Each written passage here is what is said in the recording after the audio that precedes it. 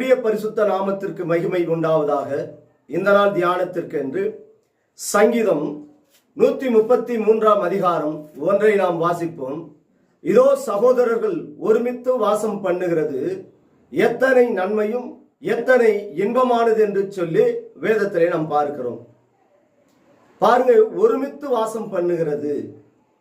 ஆதி அப்போஸ்தலர் நாட்களிலே விசுவாசிகள் அனைவரும் ஒருமனப்பட்டவர்களாய் தன் சொத்துக்களை எல்லாவற்றையும் விற்று அப்போஸ்தலருடைய பாதவடியில கொண்டு வந்து வைத்தார்கள். அப்போஸ்தலர்கள் அந்த சொத்துகள் எல்லாவற்றையும் விசுவாசிகளுக்கு பகிர்ந்து கொடுத்து அவர்கள் புசிக்கும்படியாய் காரியத்தை செய்தார்கள். அவர்கள் ஒருமனப்பட்டு பந்தி விசாரிப்பிலும் அந்யுன்யத்திலும் ஐக்கியத்திலும் ஜபத்திலும் ஒருமனப்பட்டவர்களாய் கூடி தரித்திருந்தார்கள் என்று சொல்லி நாம் வேதத்திலே நாம் பார்க்கிறோம். கூடி ஒருமனப்பட்டு கர்த்தருடைய நாமத்தை நாம் மகிமைப்படுத்தும் போதுதான் இங்கே வேதம் சொல்லுகிறது சகோதரர்கள் ஒருமித்து வாசம் செய்கிறது என்று சொல்லி. இப்போ இருக்கிற விசுவாசிகள் நாம் அப்படி செய்கிறோமா? நாம் நம்மை நாமே சிந்தித்து அறிவோம். வேதம் சொல்லுகிறது கர்த்தருக்குள் நாம் ஒரே அவயங்களாகவும் ஒரே சகோதரன் சகோதரியாகவும் காணப்படுகிறோம். எங்கேயோ பிறந்தோம், எங்கேயோ வளர்ந்தோம். தேவனுடைய ஆலயத்துக்குள் வரும்போது நாம் தேவனை தேடி கர்த்தருடைய நாமத்தை மகிமைப்படுத்தும் போது அவரை நாம் அப்பா பிதாவே என்று கூப்பிடக்கூடிய புத்திரை சுவிகாரியை பெற்றவுடனே நாம் அனைவரும் ஒரே தகப்பனுடைய பிள்ளைகளாய் மாறிவிடுகிறோம். நாம் ஒரே தகப்பனுடைய பிள்ளைகளாய் இருக்கும்போது நாம் ஒருமித்து தேவ சமூகத்திலே வாசம் பண்ணுவோமானால் என் தேவனாகிய கர்த்தர் நாம் என்ன காரியங்களை குறித்து தேவ சமூகத்தில் விண்ணப்பத்தை ஏறெடுக்கிறோமோ அதற்கு நிச்சயமாகவே கர்த்தர் பதில் கொடுப்பார். இந்த நாட்களிலே பாருங்க, உடன் பிறந்த சகோதரனாக இருந்தாலும் சரி, ஒரே தாயின் வயிற்றில் பிறந்த பிள்ளைகளாக இருந்தாலும் இந்த நாட்களிலே ஒருவருக்குள் ஒருவர் அன்பு ஐக்கியம் இல்லை, ஒருவருக்குள் ஒருவர் சமாதானம் இல்லை, எந்த ஒரு காரியத்திலும் அவர்கள் ஒருமனப்பட்டு செயல்படுவதும் இல்லை. உடன் பிறந்த சகோதரன் சகோதரிக்குள்ளேயே இந்த பிரிவினை இருக்குமானால் நாம் வேற தாயினுடைய பிள்ளைகளாய் வேற தகப்பனுடைய பிள்ளைகளாய் இருந்து கிறிஸ்துவை தெய்வமாக ஏற்றுக்கொண்டு அவருடைய கற்பனையும் கட்டளைகளையும் கைகொண்டு நடக்கிற நாம் நமக்குள்ளே ஒரே தகப்பனுடைய பிள்ளைகளாய் நாம் ஜீவிப்பது கடினமாயிருக்கும். இதற்கு காரணம் நம்முடைய இருதயம்.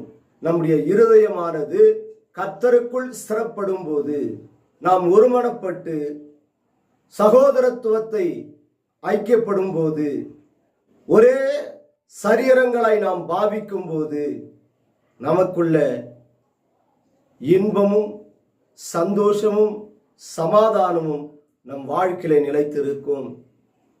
ஒரே சகோதரன் சகோதரிகளாய் காணப்படுகிறோம். தேவ அன்பிலே நாம் கட்டப்பட்டு இருக்கிறோம்.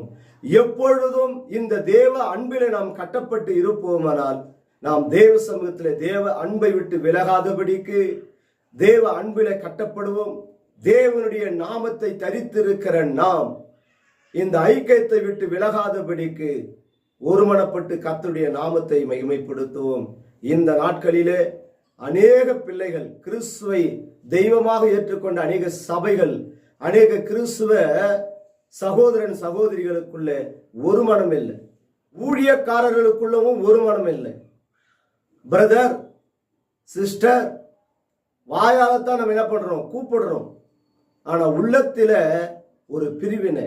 நீ வேற சபை, நான் போற சபை வேற. நான் போற சபை தான் சத்தியத்துக்கு சாட்சி உள்ள சபை, நீங்க போற சபை சத்தியத்துக்கு சாட்சி உள்ள சபை இல்லை. நீங்க நித்திய பரலோக ராஜ்யத்துக்கு நீங்க வரமாட்டீங்க. நாங்க மாத்திரம் தான் நித்திய பரலோக ராஜ்யத்துக்கு போவோம், எங்க சபை மாத்திரம் தான் நித்திய பரலோக ராஜ்யத்துக்கு போகும் என்று சொல்லி விசுவாசிகளுக்குள்ள சகோதரன் சகோதரிக்குள்ள ஒரு மனம் இல்லாதபடிக்கு இன்னைக்கு பிரிவினைகளை உண்டாக்குகிற சாத்தான் அநேகருடைய இருதயத்திலே கிரிய செய்ய ஆரம்பித்து விட்டான். சத்தியத்தை அறியக்கூடாதபடிக்கு மனக்கண்கள் குருடாக்கப்பட்டு அந்தகாரி இருளிலே சிக்கிக்கொண்டு தேவனுக்கு பிரியமில்லாத பாவங்களை செய்து இவர்கள் ஒருமித்து வாசம் பண்ணாதபடிக்கு, ஒருமித்து தேவ சமூகத்திலே துதித்து அவருடைய நாமத்தை மகிமைப்படுத்தாதபடிக்கு அவர்கள் சாத்தானுடைய வார்த்தைகளுக்கு செவி கொடுத்து நடக்கிற பிள்ளைகளாய் இருக்கிறாங்க. ஆனால் கர்த்தர் சொல்லுகிறார், இதோ சகோதரர்கள் ஒருமித்து வாசம் பண்ணுகிறது எத்தனை நன்மையும் எத்தனை இன்பமானது என்று சொல்லி இங்க வேதம் சொல்லுகிறது. இந்த நன்மையும் இன்பத்தையும் நாம் பெற்றுக்கொள்ள வேண்டுமானால் நாம் ஒருமித்து சமாதானத்தோட வாசம் பண்ணுவோம். கடைசி நாட்களிலே அன்பு தணிஞ்சு போகுமா? கர்த்தருக்குள் இருக்கிற அன்பு, தேவன் பேர் வைத்திருக்கிற அன்பு, சகோதரனுக்குள் வைத்திருக்கிற அன்பு, ஊழியக்காரர்களோடு வைத்திருக்கிற அன்பு தணிஞ்சு போகும். அப்படி தணிஞ்சு போகும்போது ஒருமித்து வாசம் பண்ணவும் முடியாது, ஜெபிக்கவும் முடியாது. அப்போ தேவ அன்பு நம்மிடத்திலே காணப்படும் போதுதான் நாம் ஒருமித்து வாசம் பண்ண முடியும், ஒருமித்து தேவனை துதித்து அவருடைய நாமத்தை மகிமைப்படுத்த முடியும். நாம் தேவ சமூகத்திலே தலைகளை தாழ்த்தி இந்த வார்த்தைக்காக ஜெபம் செய்வோம்.